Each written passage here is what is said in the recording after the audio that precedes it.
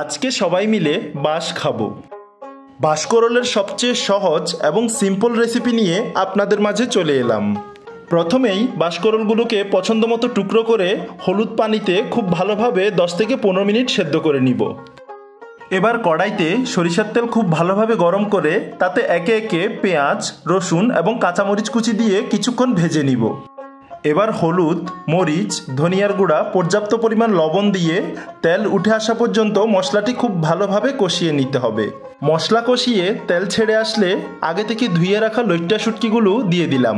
আমি এখানে লইট্টা শুটকি ব্যবহার করেছি, আপনারা চাইলে অন্য যে কোনো ধরনের শুটকি ব্যবহার করতে পারেন। শুটকিগুলো আরও 5 মিনিট কষিয়ে ঝোলের জন্য পর্যাপ্ত পরিমাণ পানি দিয়ে দিলাম। যখন ঝোল ফুটে আসবে আগে থেকে সেদ্ধ করে রাখা বাঁশকরলগুলো দিয়ে দিব।